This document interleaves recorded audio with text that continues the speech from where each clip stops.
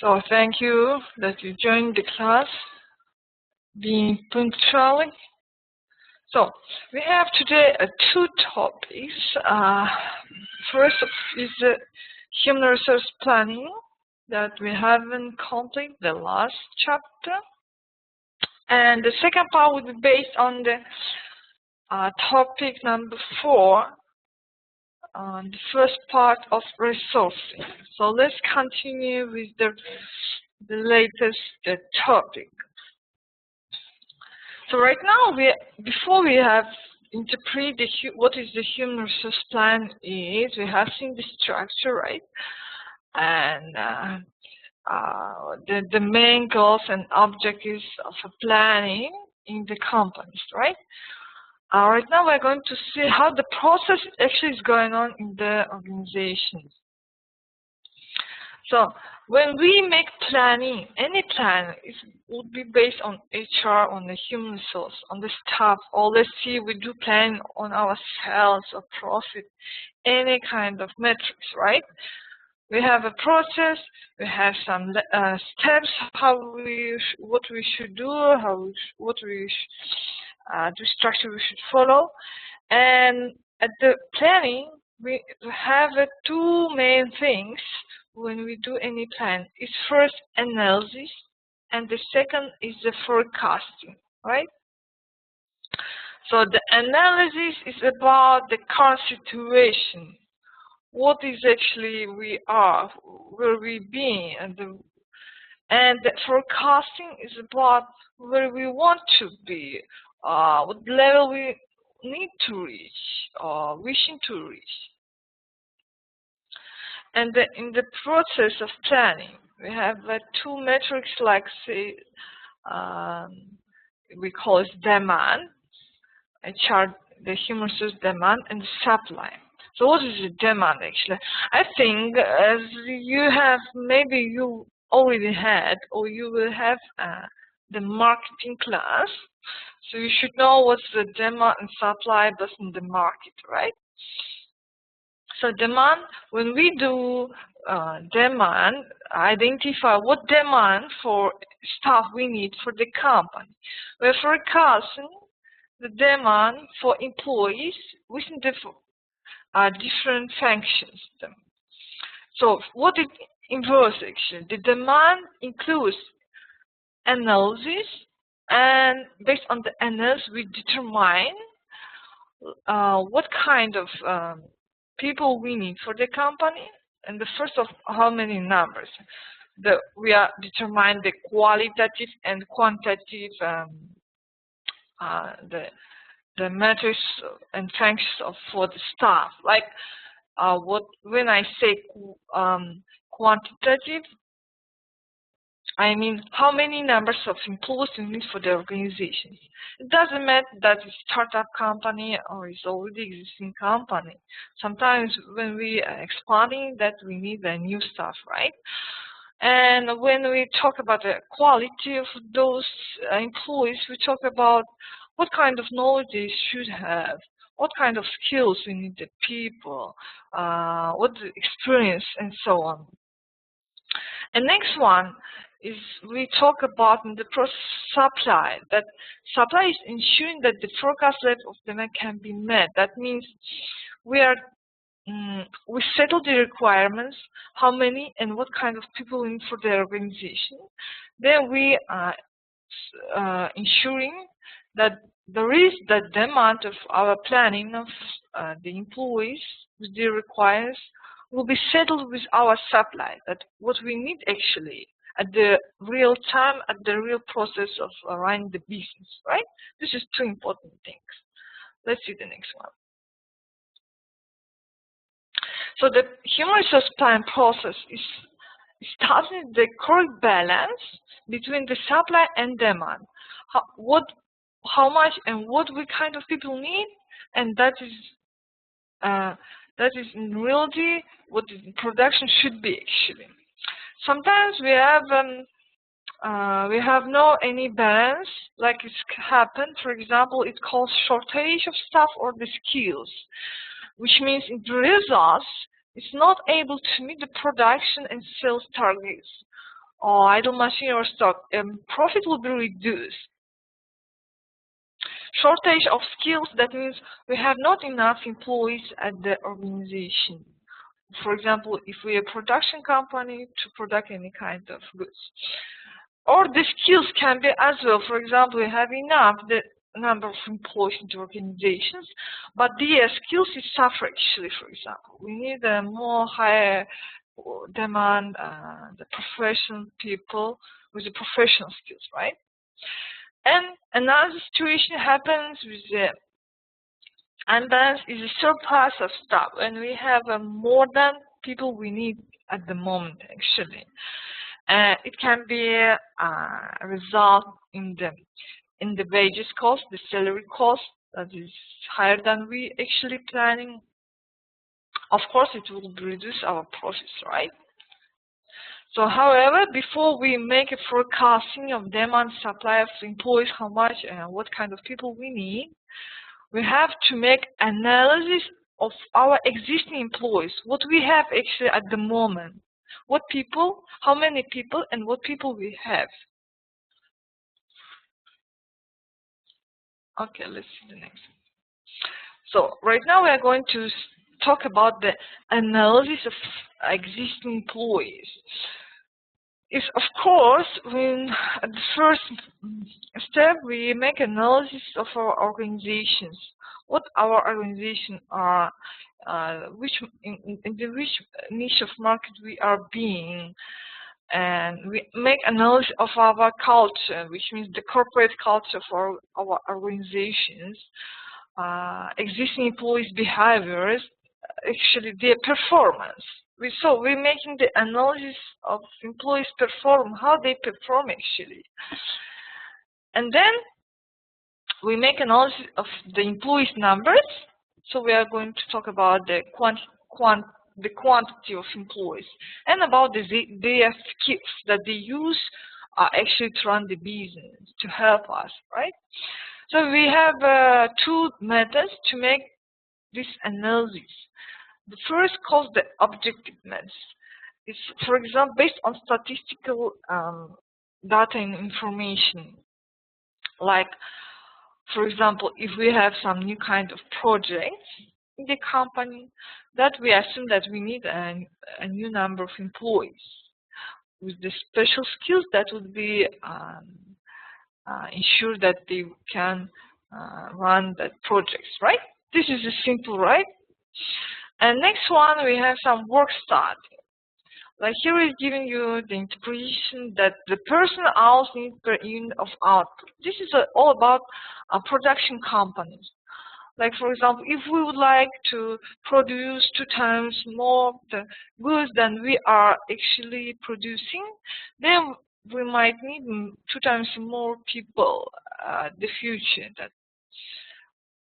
And next one method is subjective. This method is actually most people using this method in the organization. I mean, the recent time is based on the managerial judgment. So all about top management, how they actually make analysis and planning. So like a managerials, the management and other staff, they make analysis and forecast the employees' needs based on their opinion, based on their experience and knowledge. Like, okay, for example, you're a top manager, you have some new project, you might think you might need make some analysis and forecast how many people you need in the department, for example, in some kind of department. So you do it based on your past experience, based on your knowledges and this business and so on. So you, as a top manager, you can make your own analysis and forecast how many people you need for the special kind of project or for the future of expand the organization. So this is called the subjective method, based on the people opinion. Okay, so we have 2 methods that we use in the forecasting and analysis of existing employees.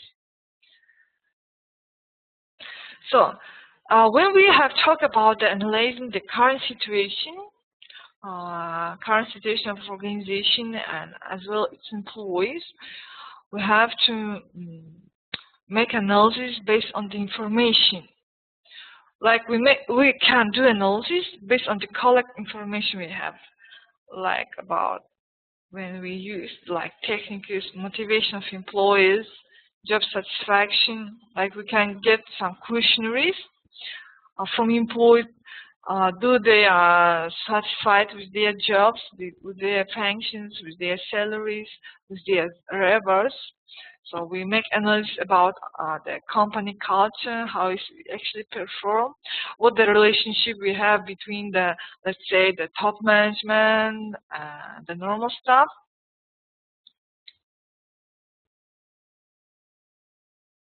And we ask the people, for example, the question, what they think about the company, about the future of company, and how actually they want to be managed, in which way, or let's say in which strategy that could be used. So we use all these right here given to you, let's say the metrics as a techniques. This information actually help us to get the real information about our company, about our people. Are they really satisfied? Are they can carry their functions, their duties? And this helps us to make analysis and to make the forecasting based on the employees.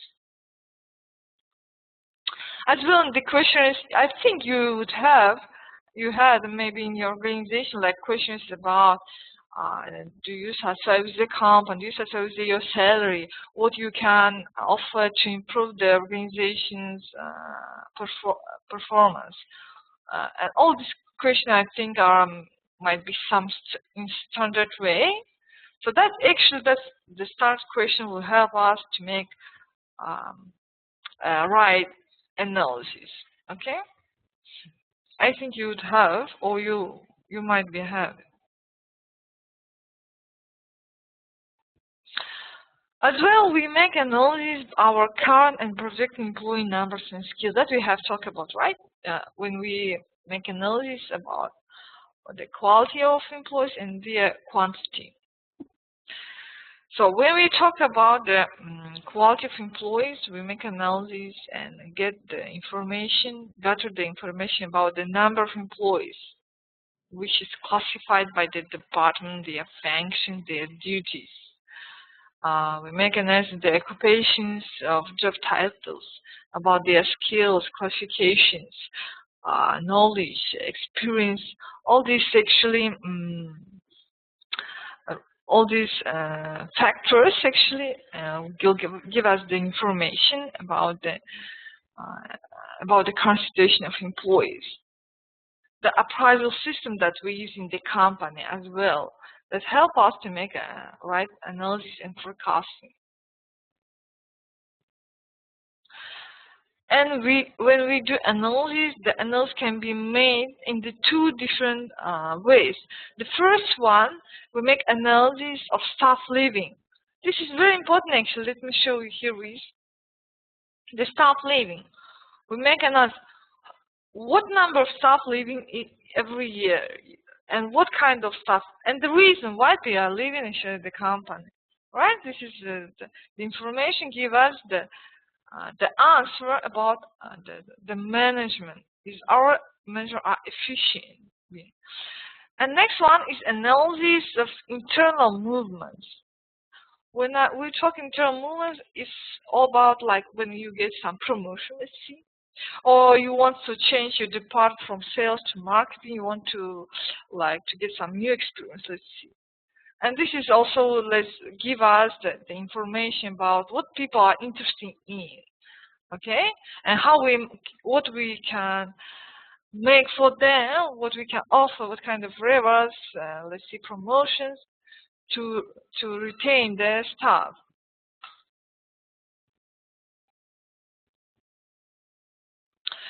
So right now we just moved to analyzing the internal movements. That's all about promotions or just change your position from one department to a different one. we can do based on two patterns. It's like a movement patterns and the individual success analysis. So you might have one of these situations in your job. Like first is when we talk about the movement patterns, we analyze the stocks and flows, like numbers moving between the positions and in out of the organization over the time. Like how many people are changing their position inside of the company and actually a living company. And another one is pattern is about individual succession. This is actually all about the promotion. When you will get the promotion, you have your career ladder and you are planning and to develop. Like originally, the process was an informal approach to promotion with the short-term focus who would be able to replace the senior people they left suddenly, so that the disruption and dislocation would be minimized. This is all about that, you know, in the HR department and the top management together, they make analysis. Like, for example, we have the top managers in our company which lead the departments, sales, marketing, logistics, and like finance, accounting, and so on, right? And the top, and let's say the shareholders and the HR department, they always have a plan. For example, if our top manager for marketing department will move suddenly, like maybe it's the different reasons can be led this movement. Maybe to find a new job or something else. So we need to have a plan who would be replace our senior people, who will be replace the top manager, let's see, who will be replaced that.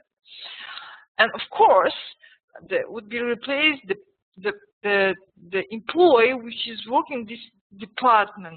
As I talk about the marketing, for example, who is able in the marketing department to actually to get and lead the department.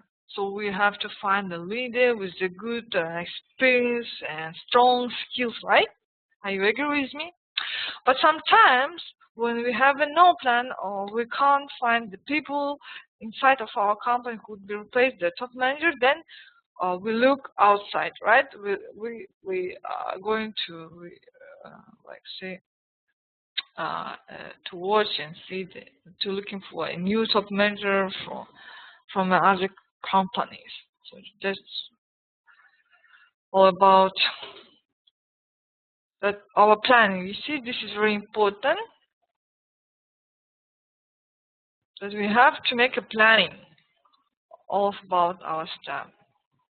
And as I know, any company they have this plan, but because this is because if you have no plan, your suddenly top manager will leave the company, then you had a problem about leading the department, let's say.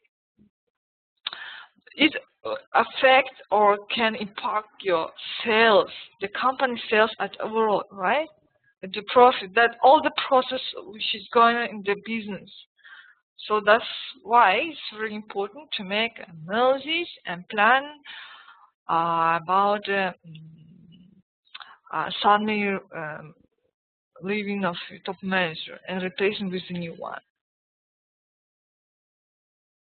Next one, the forecast HR needs. So that's we have talked about all this analysis, the existing. Right now we are talking about the forecasting.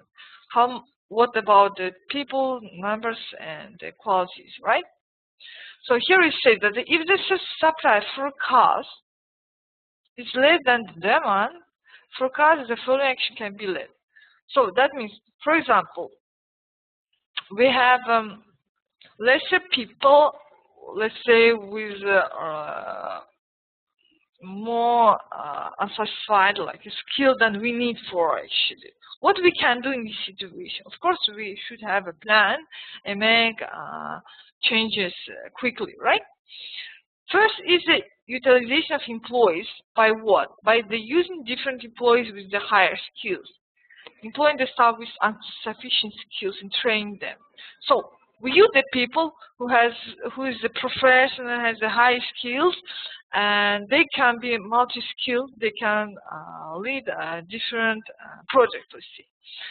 And as well, we can train our existing employees to let's say, to lead the new functions, right? Or we can outsource the people, outsource the work actually, to recruit a new one, or reduce the staff turnover, or delaying the retirement. Delaying the retirement that, for example, as you know, the older people, they are highly professional in the terms of the experience, that sometimes the organization might leave those people because they need their professionalism, let's say. Or widen the supply pool by including the European nationals. This is all about, like, if you have not enough workers in your country, then you can outsource and recruit from your neighbors' countries. Otherwise, if all these, let's say, the action as a recommendation won't be work, then you can change. You might think about it to change the company's objectives. Okay, for example, we have the goals to increase the sales, expand our market. Let's say we have some benchmarks. Then we have to think: is this real for our company with our real existing staff to reach all our goals and objectives? Yeah, we have to think more logistically and more really. That's all about the forecasting. And another situation, if our demand forecast is less than the internal supply, so what we can do? So here is right now, we talk about a different situation, vice versa.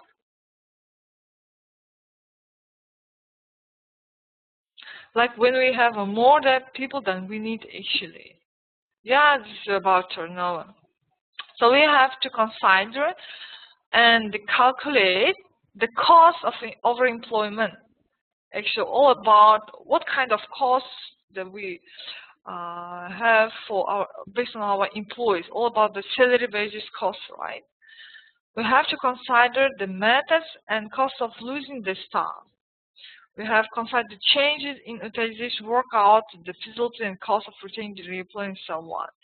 And as well consider about the ways it's possible for the company objectives to be changed. This is the last step that we might think about. But we have to try to make all the things that we would have a balance in our company between the demand and supply of our HR needs.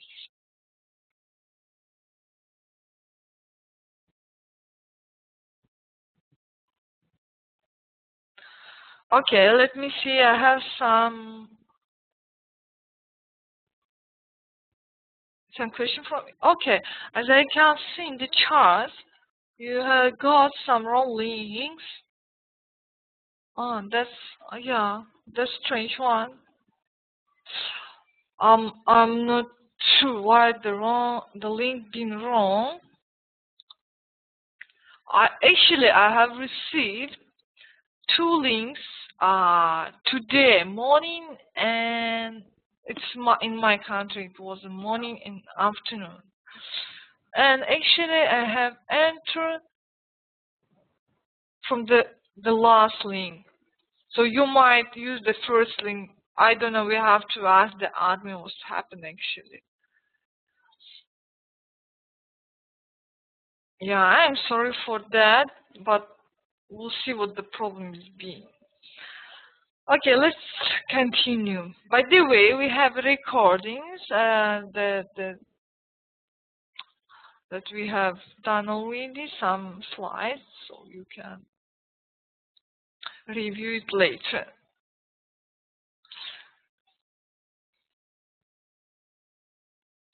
So all you have recordings from this. I have recording the class from the starting of the slide. So just right now, you just join with me, continue, then you can review that again after the class, okay? So when the recordings will be able for you. And So we have talked about analysis of existing employees and about the forecast of HR needs, yeah? And let's make the conclusion based on this topic. So I integrated the framework which attempts to cover all aspects of HR planning. So what the actual HR plan includes? Here is, we have a four different questions and the steps that would be included in the HR planning process. First is analyzing the external environment and business strategy. So to make any kind of HR planning, the plan based on our employees, we have to make actually the analysis of our business strategy. What actually business strategy we have? What goals and objectives we have in our company. So it starts from these, which are main points of planning. As well, we do analysis of external environment. Yeah, right? What actually the percentage of turnover we have in the company in countries as well. We make analysis about the quantity of our workers or staff, let's say. Next one, we make analysis. Where do we want to be? This is the main questions.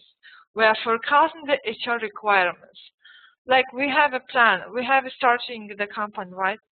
We have objectives and the goals, all the tasks we have to do, and all this information includes about all this, like let's say the patterns includes the information. What about where we want to be in the future? Let's say in the 5 years ahead. We have a plan for expanding the business. We have a plan to develop.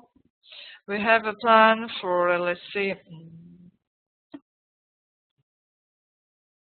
to increase the sales for the special requirements and the profits and so on. This is all about this, where we want to be in the future. Based on this, we make the requirements for our employees.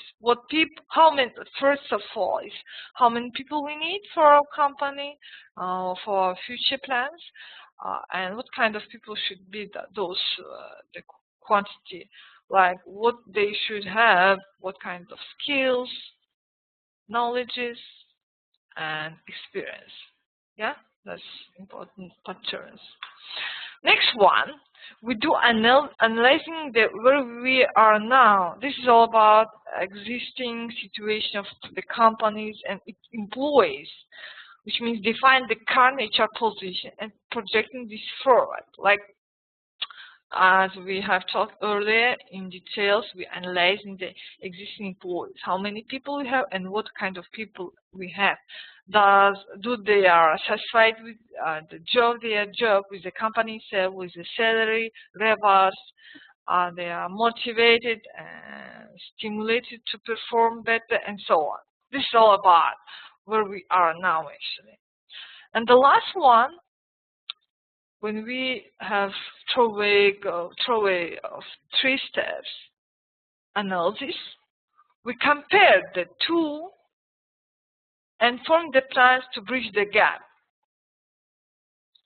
So we compared the situation and let's say the analysis, our future planning. Here is where we want to be, and with where we are now actually, with the existing situation. So we make a comparison of two analysis, like a current situation, the future wishes or planning, and then we have to make a planning how to bridge this gap. Yeah, how to bridge this gap. What we should do to bridge this gap. What we should do to reach our goals and objectives based on the HR, based on the company strategy overall. So that's all about, we have talked about the HR planning. So right now you know what is HR planning, the structure of planning process. You know what's the demand and forecast. You know that we should have the company, the balance between the demand of HR needs and the supply of HR needs, right? Like how many people we need for, and that what we have actually at the existing moment. So that's all. Any questions so far based on the HR planning topic? Because we are going to move forward the next one, which is about the resourcing. Let me see. I have some questions about you. Okay, about the slides. Yeah.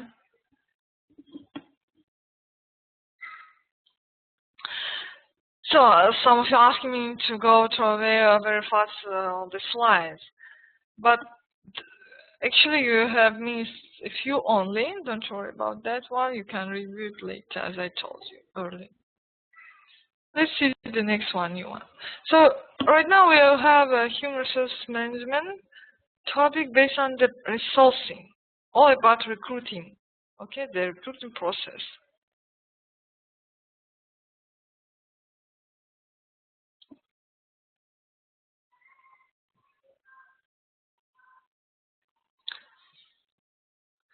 So today we are going to throw away based on the first part of resourcing, and the next class I hope we'll complete the second one. So we are going to introduce resourcing, what is actually resourcing, what it includes, and we're going to talk about the contracts that we have in the company between the employees and the company itself, right? About the contractors, this is employers, our employers, and about the consultants that we might have in our company, which is outsourcing employees. So first of all, to recruit new people in the company, we have to make analysis of the labor markets in our country, actually. This we talk about a series, like if you work or you will be work in the future in a large serious company, they always do this analysis of the labor market in the current in the country, actually. So we can make analysis based on occupational structure. So here is the science like a Mahoney. He identifies the three distinct types of occupational structure. What we have, the occupational structure we have in the world, let's see. The first one, like here is on the labor market, we call it craft-oriented people. First of all, let me explain you. Here we are talking about the labor markets, and we are actually being all included in the different labor markets. And in this interpretation, you might find yourself in those markets. The first of all is a craft-oriented. What kind of this market is? The nature of employees here is given to you as explanation. The people which are committed over the long term to their profession than to the organizations. So this is a people who committed to professions. That comes with the first one. Let's say you are accountant, or you are a lawyer. So you are committed only to your profession. You might change any organization, a few organization in your life. Well, it depends on you, right? So, but you won't change your profession. As you're, let's say, accountant, you will be accountant all in your life. You can change, let's say, organizations by the different fields, let's say, yeah? So, but you won't change your profession. Next one is the organization career. This is the people which are climbing a promotion ladder within an organization.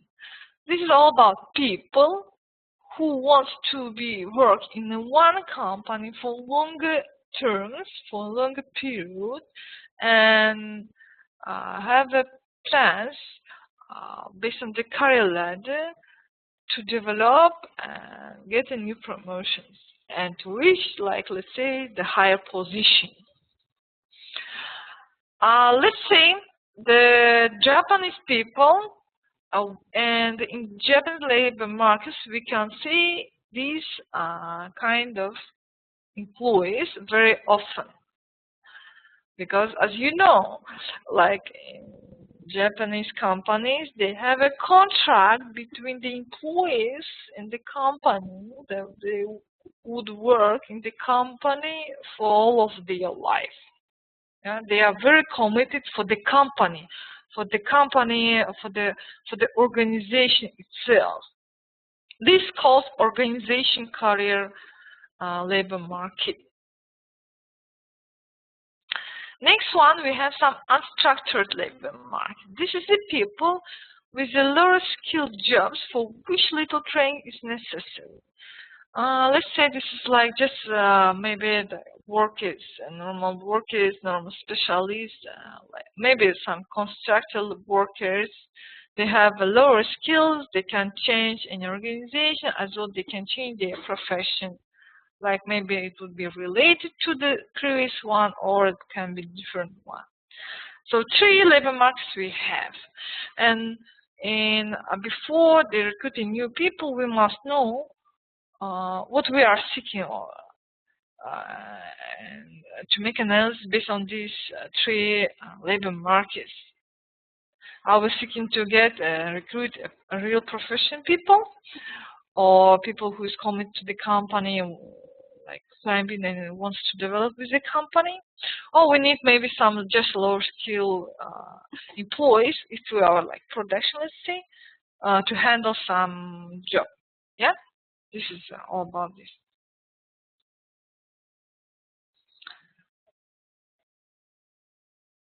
Next one. At the first, we have talked about, we make analysis of labor markets based on the pattern that what kind of people we have. Next one is about generational differences. The 2 scientists like Azer and Zemken, they identify 4 groups that define by their dates of birth. I think you might heard about these generational differences. Let's say the generation labor markets. So each group must be treated rather than differently if they are not be successfully managed. So this say that we have 4 different groups of employees, which must be managed at the different ways. So for each group, we must have some strategy and way to manage by. Okay, so let's see those groups, what they are.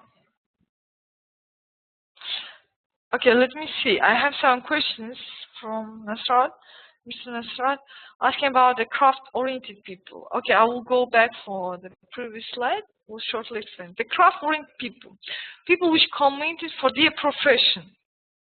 So let's see, you have your accounting knowledge and skills, and you are committed for your profession. You like what you do, like for example, accounting. And you you are existing working as an accountant, and you are like a plan to work in your future over your life as an accountant. Like you are very committed for your profession, then therefore any kind of organization. And you might change the work of your place, like a company or organization, a few times in a year or in your life. So for you, it doesn't matter what kind of organization you are working. All is about your profession, that what you do actually. If you, or like you're a painter, you want to be working like as a designer, let's say. It doesn't matter what your company is actually, but you like what you do actually. This is all about like professional people.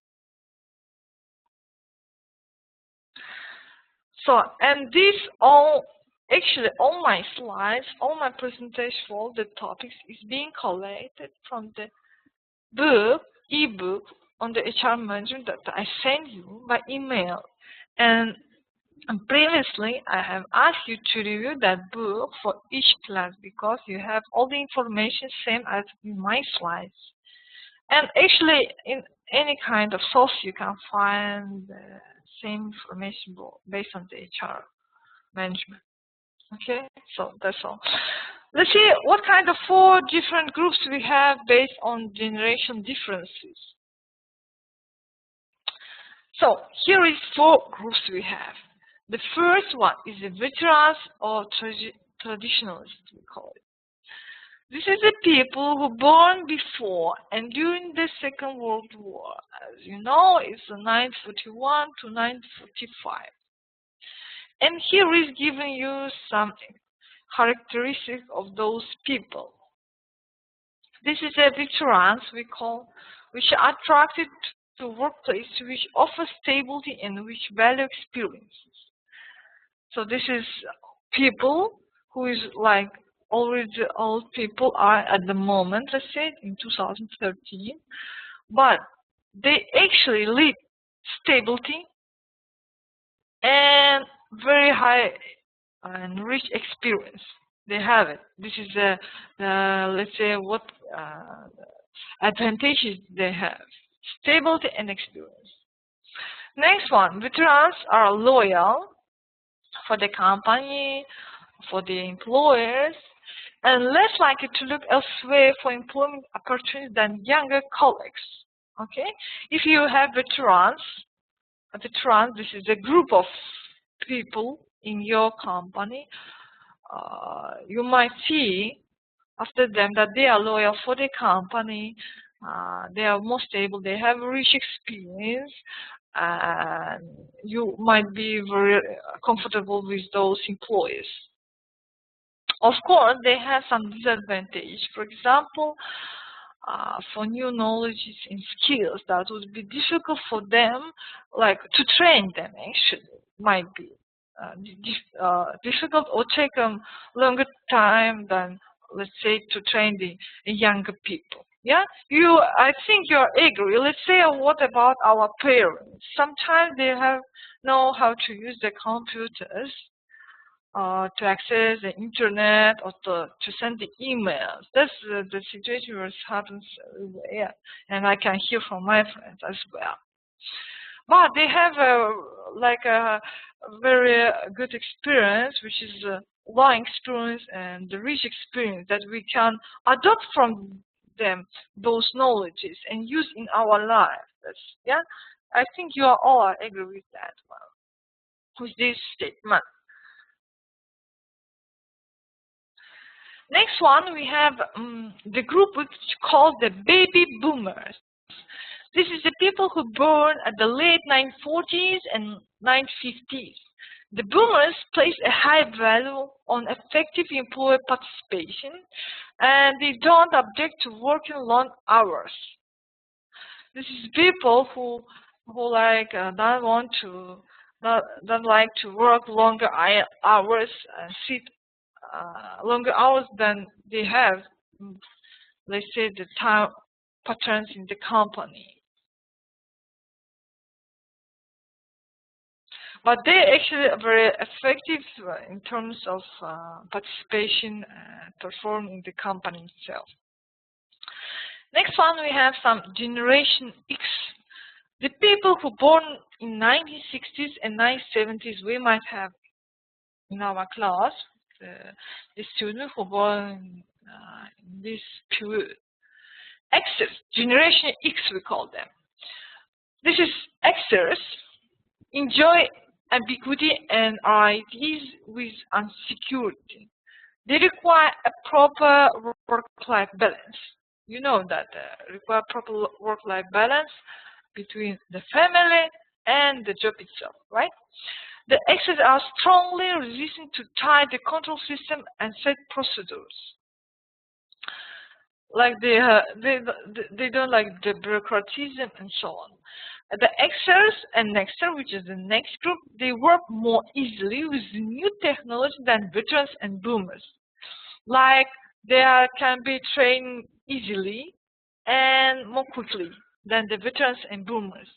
They can be multi-skilled, high professional professional people, and they might have let's say rich knowledges, yeah, in a different fields. So this is Generation X. Next one, we have the last group is we call Nexters or Generation Y. The people who born after 1980. We might have the students who born at this time. This is you are actually. The Nexters are wholly intolerant of all unfair discrimination.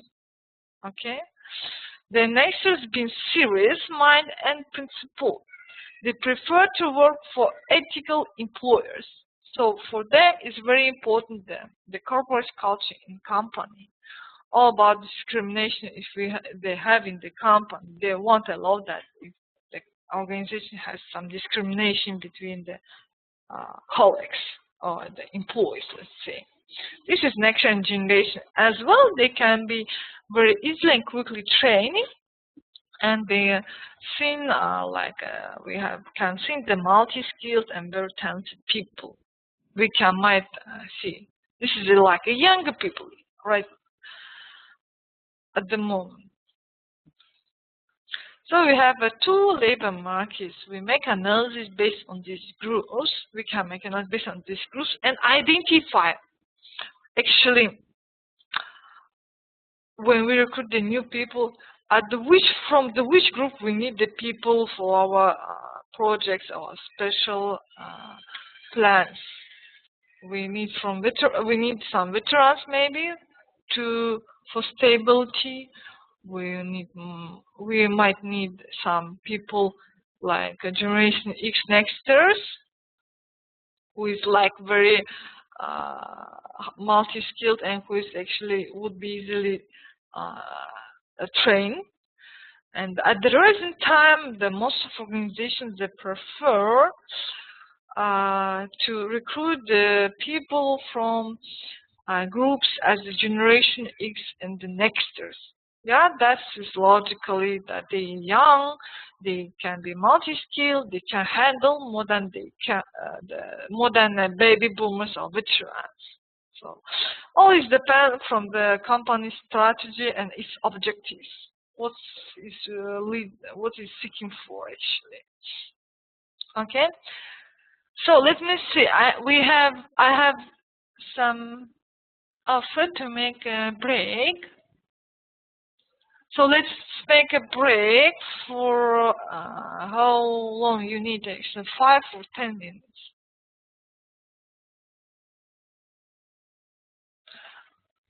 Okay, are you agree with all of you to make a break for 10 minutes from starting right now? So so we'll be back at the 16 minutes.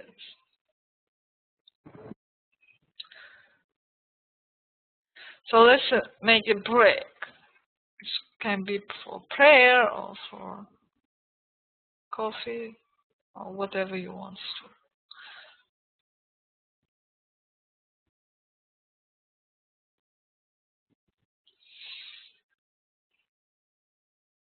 So to conclude our analysis of labor markets, so first of all, we do analysis based on occupational structure, right? That we have seen that we have 3 different the structures, which is craft-oriented people, then is unstructured, and the organization career. After that, we are making the analysis of labor markets based on the generation difference that we have 4 kinds of groups, right? The veterans, boomers, Generation X, and the Nexters.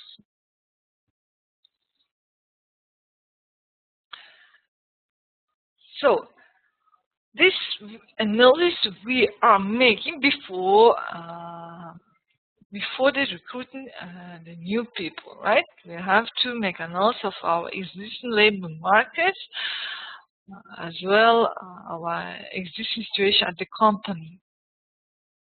Next one, let's see. Let's see about the contracts, because any company have to any company has to settle their contracts with all the conditions and rights they have it. Let's see based on the example, some standard contracts, what they include, what kind of employment they include actually, and what they should include. In 2007, the main statutory right that applied to issuers those shown in Table 1. So this is actually the statutory rights for the contract, which must be applied at any organizations, but this is based on the European rights. But they are very familiar with similar for the contracts, as I think in your countries as well in all over the world. So what kind of employment rights which apply to all workers? Let's see first the employment rights which we apply for all workers. This is from the side of the company. The equal pay for equal work, right? So I think you agree with this right. Next, non-discrimination on grounds of sex, race, religious belief, sexual orientation, age, and disability.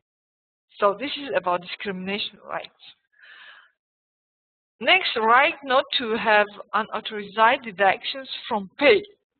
So that means if we have any deduction from our salaries, all must be justified, right?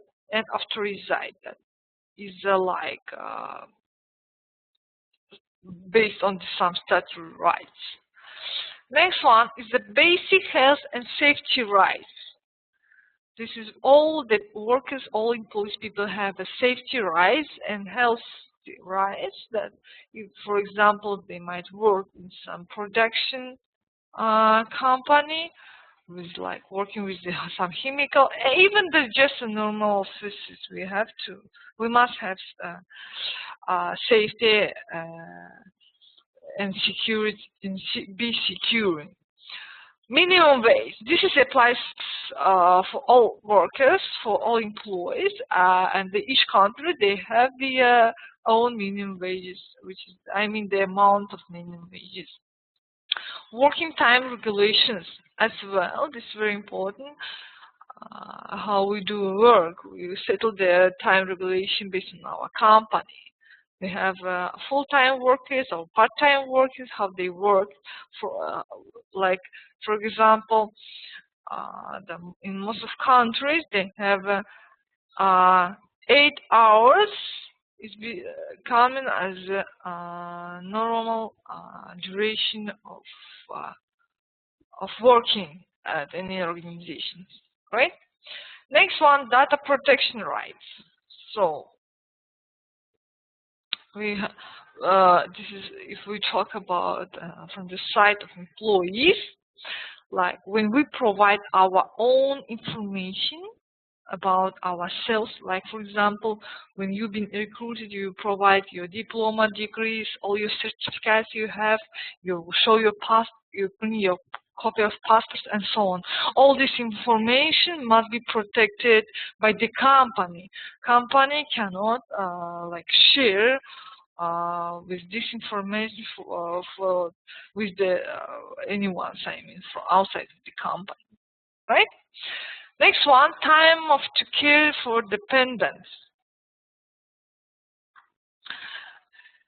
So this is all about time of to care for dependents, that we are being independent people, and when we work is like you will have a different life. Let's say not different life. You might have different rights at where you work and in your life at overall. This might be you have to separate your own life, your family with the job itself. You are independent out of the companies, right? Next one is the part-time workers regulations. If we have a part-time workers in our company, we must settle regulation for them, how they work. They have some lunchtime, let's say, and what their salary and wage we settle for them. After that, we have some 9 months maternity leave. This is, I think, all countries been applied this right. As all women is working in the organization, they must have a maternity leave, right, during the pregnancy and after they born, delivered the child.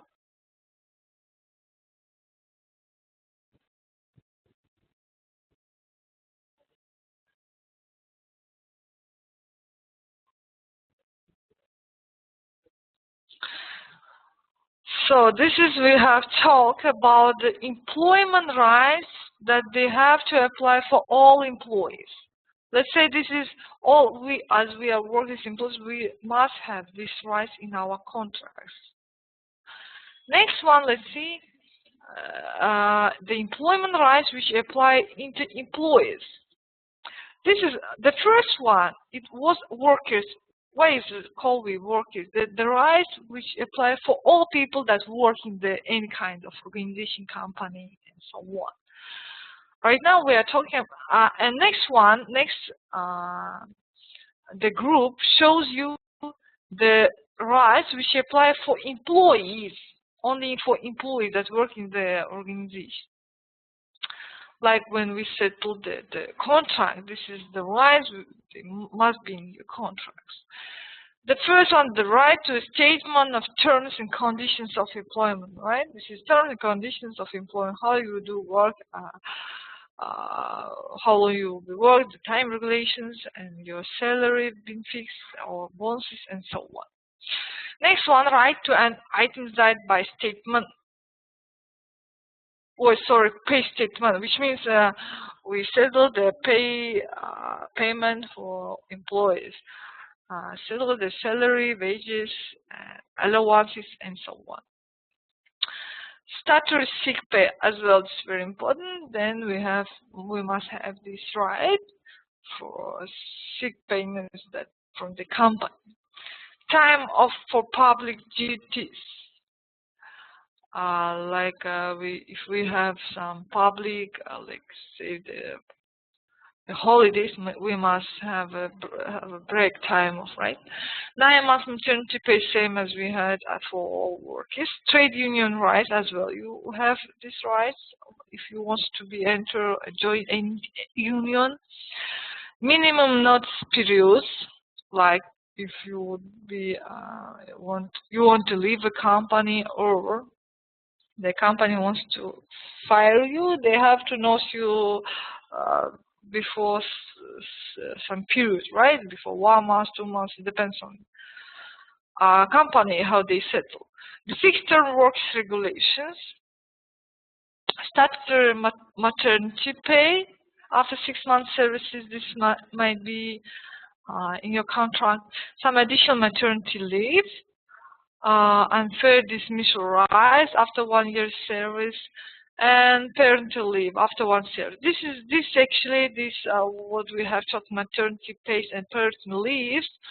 This depends on the company itself, so that they have these rights and written conditions in their contracts, and depends on you as well. Will you manage? Would you like say request for this maternity pays or parental leave before being recruited? Okay, so you have to manage it before you join the company.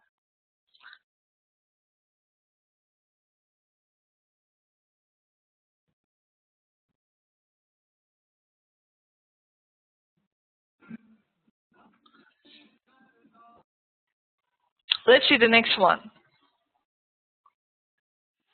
In addition to the statutory rights, which is confirmed by the ex-Parliament, we talk about the UK Parliament, because this slide is based on all the European and UK books. A range of common law duties are owed by the employees to employees and vice versa, which not apply in the case of the forms of relationship. So what actually the major obligation should be in the contracts? First, which is owed by the employees to employees. You should know that you might have in your contract, if you have read your contracts, or you can review it once again, like a general duty for care, duty to pay good wages, that the employer, your company, promising to pay you the agreed salary, to provide you work, the function what you should do. Did you not to treat the employees in an arbitrary or vindictive manner, to treat you in a good manner? Did you to provide the support for employees if you need so?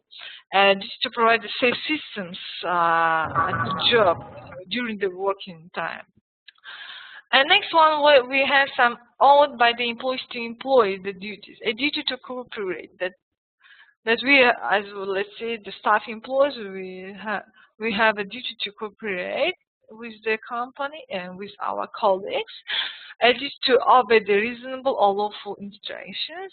Duty to exercise our reasonable care and the skills. And like we have to, we should try always to develop and train, have some training and increase our skills and so on. And you should to act in a good faith, right? The third one, which is owed by the employers to employees and vice versa, is for two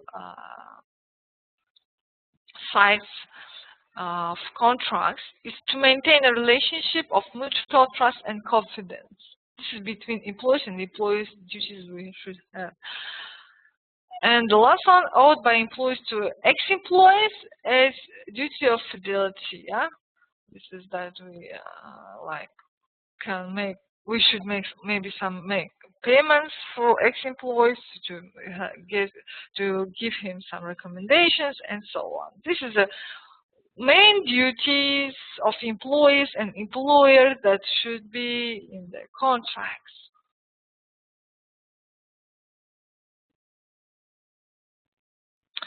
And here is given to you at this table number 2 some checklist for preparing a contract of employment. If you want to, for example, you want to prepare your own employment contract, or in the future, if you need this information and you should know what kind of points been included, here is giving you example.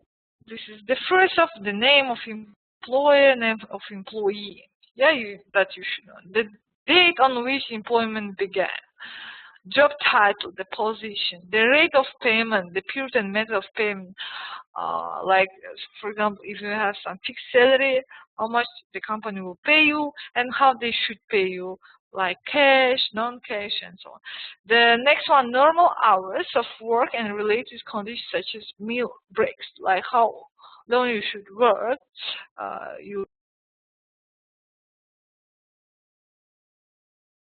conditions.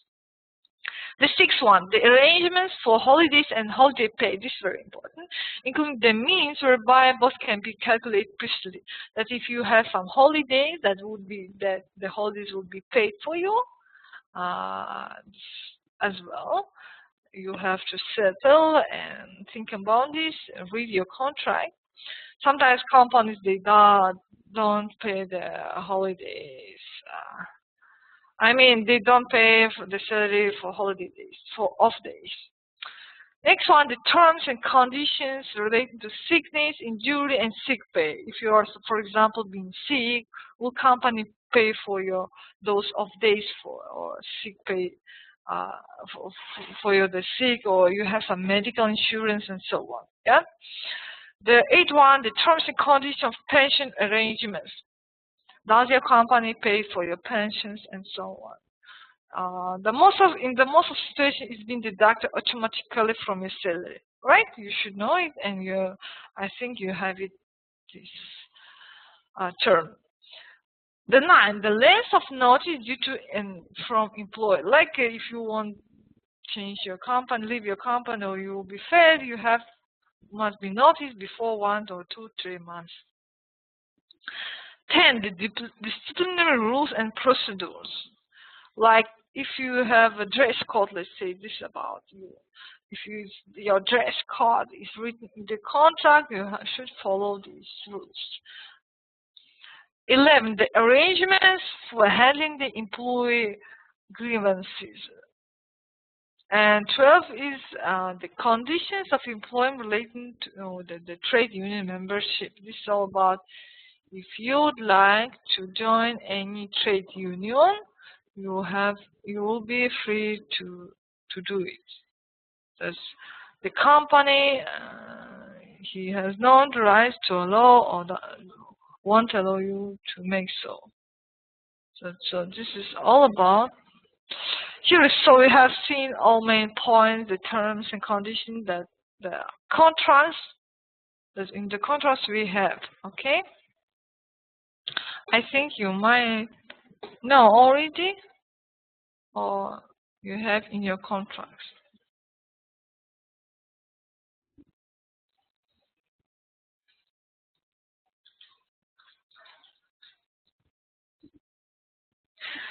So let me see. So that's all about the work importance. Let me see, I have some questions. What is the main reason that under one organization, two projects receive different benefits by the contract staff, but the contract issued to employee is the same? Just a moment, let me read again what the question is.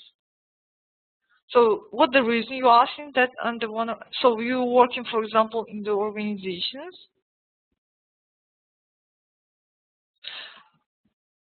and you have some colleagues which can get the same project as you, but they pay for a different, isn't?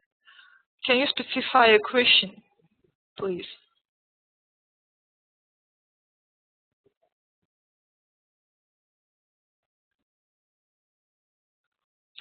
As you remember, we have rights that the same work must be paid must be valued by the same payment, right? For example, if you have the project which you've seen that they're same, that they being benefited by the different, or based on different conditions, you should ask from your top manager who is actually lead these projects, who is actually giving you those projects. It shouldn't be, but because the same payment should be for the same projects. This is all the rules being implied. And as well, it depends on the performance and depends actually from the employee skills. Yeah, sometimes the projects might be different one. Sometimes one can lead and handle another one, and your colleagues cannot because he has no the special skills for that one.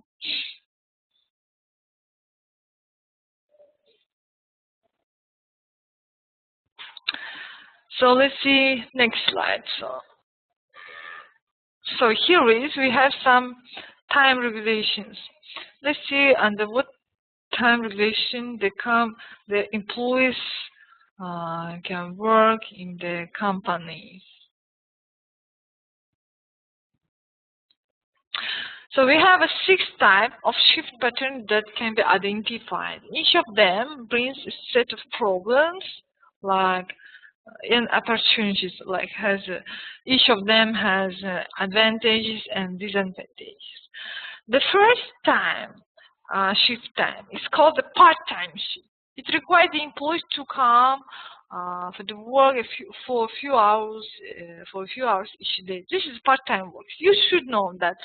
Let's see, this is the people who work in the catering services, which is the retail staff, some office cleaners, and so on. Most of them, these professionals, these workers, they work based on the part-time regulations. Yeah. Next one, we have some permanent night shift. This is the people who work full-time but only have a little contact with the other staff who leave before they arrive and return after they have left. Who it might be? The security staff. Yeah, for example, the security staff might work at the night shift, like some maintenance specialists as well. The next one, we have a double day shift.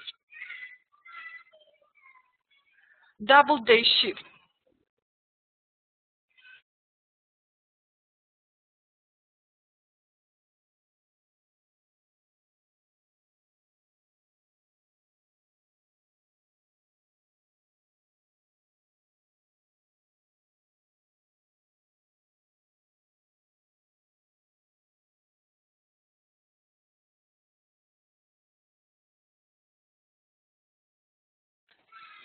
So double day shift, the people who involve half the workforce coming from early in the morning until afternoon. So we have a double shift there, the company, the people who work, for example, from morning till noon, and then from the noon till night. This is like people who work in the hospitals, hotel services. So, and next one we have a 3-shift working as well. This is during the people who work during the 24 hours around the clock. And here is given to you some examples how they can work. This is like most of them manufacturing company industries and some service sectors like a forex exchange. The companies they work 24 hours a day. The company actually work. Another one is a split shift. The involved employees come into work for 2 short periods twice in a day, like catering, chefs, and waiters. You know, in the restaurants, the mostly of them comes, for example, at the lunch time and at dinner time. And the last one we have is some compressed hours shift. Is a method of reducing the working week by extending the working day.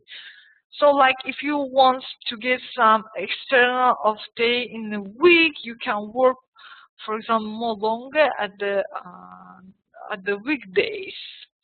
This is like the people who work in the banks or engineering, they can get these rights by this kind of time regulations.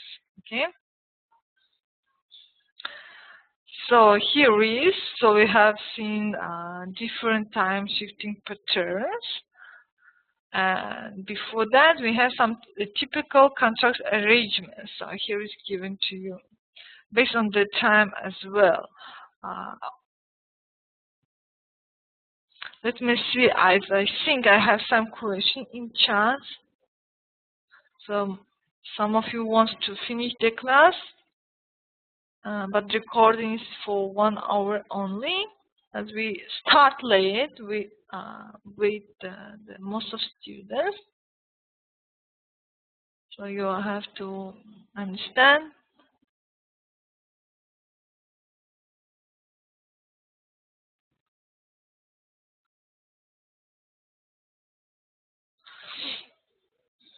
Okay, I have a question. I think this was the some question. The contract format, let me see. The contract format and the benefits of projects are the same, but the sum of the project received extra allowance from another project, but it has no match in the contract. What we should do in this case? So do you mean if you have the additional work or project to do, but it's not included in your contract and you didn't get payment for this? It's this kind of situation which happens in most of companies. Okay, first of all, we have to follow our contracts, right? And our arrangements.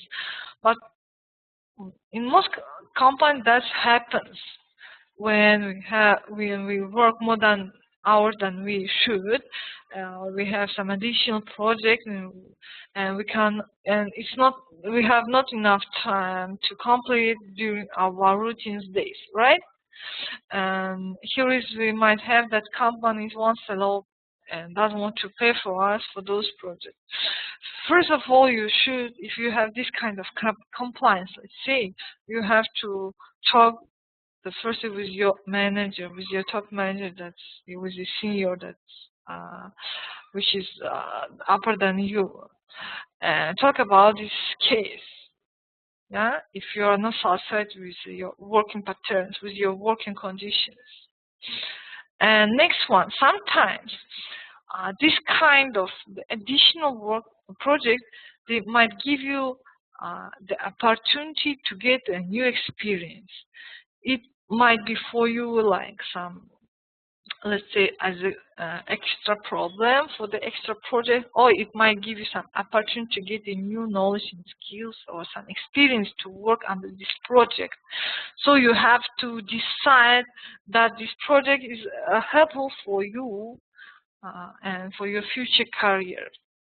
Okay, this is very important.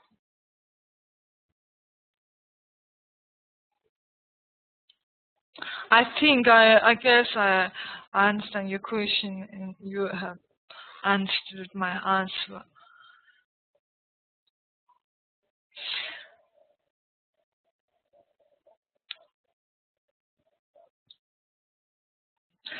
So at the moment, we have some another kind of explanation based on contracts.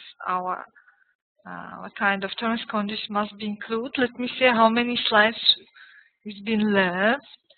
It's 12. Okay. So let's count. I think we would. The better situation.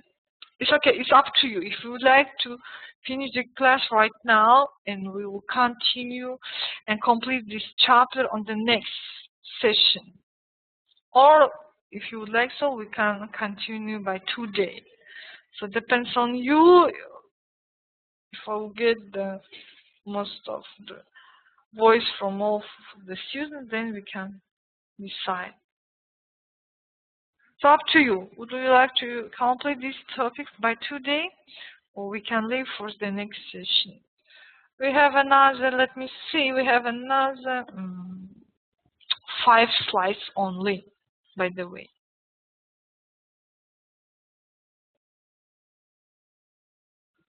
So we have another 5 slides, so we can complete right now. It's all about the contracts and what the consultants we have, or we can leave it.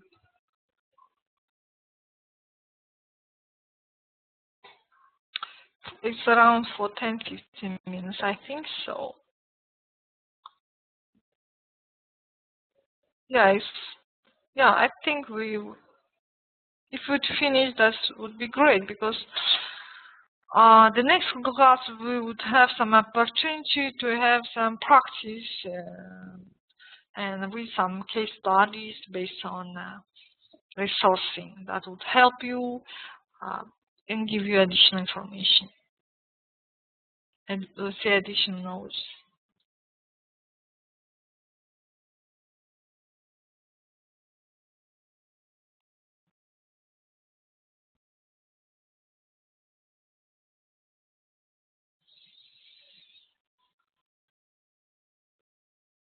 Here is the little one, yeah. That's all you see. We have some 5 pages on. So let's finish. I think you're okay because most of you joined later, and we have actually start class later for 20 minutes, by the way. So our contracts can differ based on the limited duration of the time duration. Let's see what kind of duration can be in the contracts. Like some permanent. This is open-ended and without date of expiry. The contract without the expiry date that you would be worked until you'll be satisfied and the company will be satisfied in you. Next one is a fixed term. This has a fixed start and finish date. Also, it may have a provision for notice before an agreed finish date. Like, let's say the people which work under contracts for 1 or 2, 3 years. Depends on the project, okay, for example.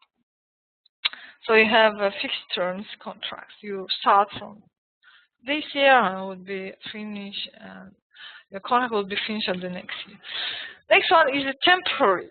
The temporary contracts are for the people employed explicitly for limited period, but within the expiry does not specified. This is the people exactly who works under special projects.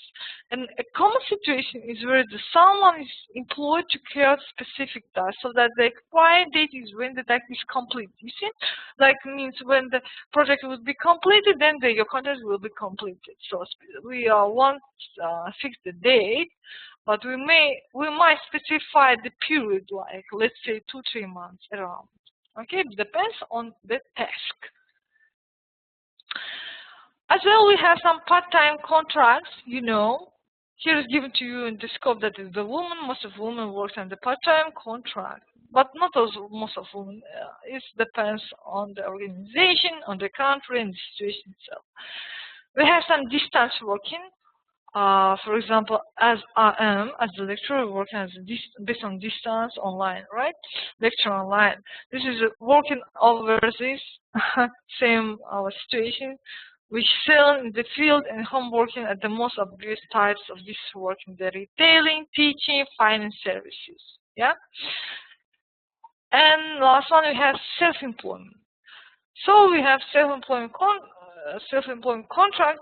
And people in the employees who work in the fields like construction, retailing, property, business service, personal service industries. Yeah. So you're being self-employed. You identify your time regulation by yourself. So we have seen. Before we have thought about what kind of contracts we have, what type of time regulation we could work, and what kind of term conditions we might have in our contracts, right? And what duties would be between the employees and employers. And here is I want to give you a little information about the consultants. Who is actually the consultants? That the people, the outsourcing people that work in your companies, for example.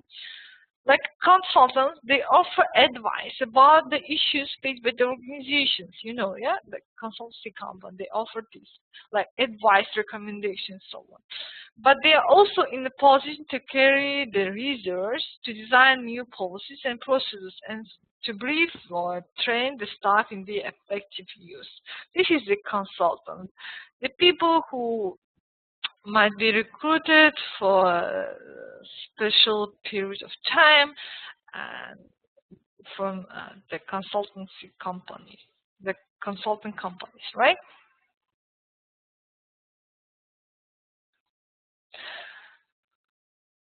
Let me see. I have a question at the moment asking me what do we have a difference between the open-ended contract and the fixed-term contract. So the first, a fixed-term contract. In this contract is written when you would be start your work in the company, for example, from the first year, and when would be finished, like a 1-year contract or 2 years contract or 3 years contract. The fixed term is mostly short-term contracts. And the open-ended, this is the contract which all the employees are working. So you enter the company, there is no specified date when you have to finish and will be fired or leave the company itself. Okay? There is no specified date. This is like expiration date of your working in the company.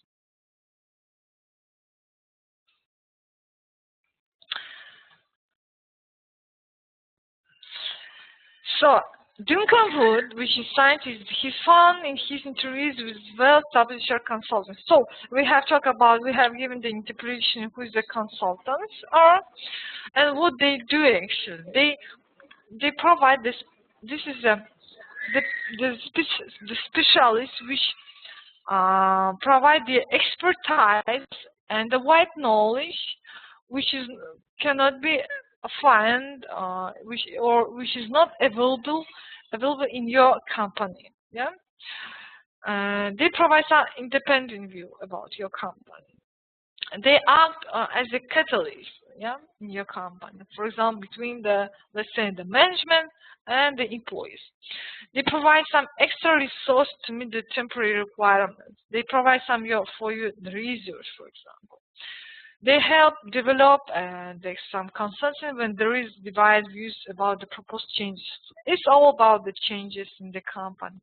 If any kind of change happens in your country, they act as a catalyst and provide some training. They demonstrate the employees the objectivity of the personal changes in these regions. They actually let's say this is the people, the professional expertise people who provide you independent view and give you recommendations and advices how to run, how to make a change in your company. Yeah, I think you know that's all this information who is a consultant. You might have in your company some consultants. And what is outsourcing? This decision to outsource is made easier by the fact that special security clearing or catering companies are often in that kind of position. So outsourcing people, this is the people who would be recruited for a few hours, let's say for a few hours on their daily, like cleaning or cutting. We might not recruit them for fixed-term contracts, so they have some short-term conditions on the contracts. And so I have some questions for discussions for you. So this would be as a homework for you. And I want to hear some your ideas and answer for these two questions. The first, what are the advantages and disadvantages of part-time working for the employer and for the employee, for the company and let's say for the staff? And what is the future for teleworking or distance working? You know, distance working, as we have always thought about what is distance working. So what is the future of distance working? So this is the two questions for discussion. Would be as a homework. You just give me your opinions and answers on the next session. So that's all for today. Let me see if I have any questions.